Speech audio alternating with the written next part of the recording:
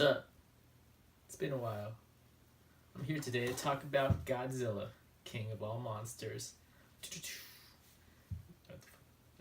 Alright, Godzilla, King of all monsters. Saw it 2 days ago, been letting it marinate in my brain a little bit, trying to analyze it, trying to analyze it as a movie. Then I realized it's a Godzilla movie. What is there to analyze? You got giant monsters, you got people that nobody gives a shit about, as is in every Godzilla movie. But there's less of them this time. In the last movie, Godzilla 2014, you had Quicksilver and Scarlet Witch, but instead of being brothers and sisters, they were like husband and wife. They took up like most of that movie. Godzilla got like 10 minutes screen time. This time, Godzilla is featured significantly more. More monsters, more Godzilla. That's all I want. The monster designs were very cool. Rodan looked like Rodan. Mothra, she slimmed down a bit. She's not as bulbous as she always was, but it's still that Mothra magic, Mothra design. He still embodies all the characteristics, except for Rodan. Rodan's a bitch in this movie. He bows down to Ghidorah, and then he bows down to like anybody who's stronger than him, which even Mothra kicks his ass. He's like in the movie, like Godzilla fights most of his friends. Godzilla has like a core like group of friends. It's always Mothra, Anguirus, Rodan. You can add King Caesar in there, but in this movie, like only Mothra's his friend. Rodan is a bitch that succumbs to Ghidorah like right away because of like alpha waves or whatever. But that's my criticism. Another criticism I have is like the humans. The main bad guy, or quote unquote bad guy, I don't know what to call him. He's like an eco-terrorist. He's played by some guy from like Game of Thrones. He's very generic. Very, very generic. He's like, oh, I'm a bad, evil British bad guy. It's like, yo, get the fuck off the screen, man. No one wants to see you. The mom is like some kind of like betrayer. She's like, oh, I work with Monarch. Oh, no, I'm actually part of this eco-terrorist thing. Millie Bobby Brown's like conflicted between two parents. Like, yo, like one parent's like obviously a mental monster, like why would you choose that parent over the other? It's anyway, the monster fights were amazing in this movie. You got the first fight between Godzilla and Ghidorah, where they're on like the ice and they're just fighting, and then Ghidorah kills the lady from Shape of Water, and it's like, whoa, they really killed her before she could fuck any of the monsters.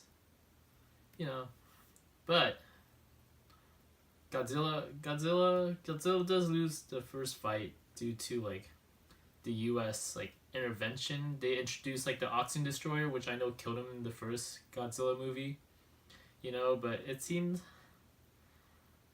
heavy-handed. Not heavy-handed, forced. If it seemed forced, like they're like, oh yeah, like Godzilla can like easily beat Ghidorah. Let's try to make him like weaker. Yeah, that gives King Ghidorah, which is like an alien, like always. King Ghidorah, besides that one time he was Guardian of the Earth. For some reason, Guardian of Japan in that one movie where Godzilla's like super evil because he's like possessed by the ghosts of the people who were killed by like the Japanese. And I was like, yo, the Japanese need to pay for their war crimes. I won't get into that though. That movie was pretty good, but that Godzilla made almost no sense to me. He killed Baragon, man. Baragon's so cute. It's like a giant monster dog. He killed him when he's trying to crawl up. I'm rambling.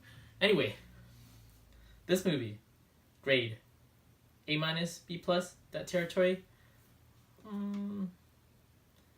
I could have used more monsters. I could have had more Godzilla. I prefer more Godzilla. Less humans. No one gives a shit about the humans. Yeah. Oh yeah, there's also one scene where like Millie Bobby Brown's like distracting like King Ghidorah for him for like Godzilla to come, but she doesn't know like Godzilla's a good guy. So like Godzilla comes in, like roaring and shit, and she turns around and gives him like one of these like a smirk, and I was like, yo, in like in your mind like this is just another evil monster. Like why would you start smirking? Anyway, the mom does that whole I found my conscience at the last second. I'm gonna sacrifice my life. I was like, good, die already. Like no one gives a shit about you. You know, like even like the husband didn't seem that sad when she died. He was like, oh, oh, oh, oh. Anyway, they're setting up for Kong versus Godzilla in the next movie, which I also don't understand. Godzilla towers over King Kong. Literally towers. Like, what is it? Kong comes to like his knee or something.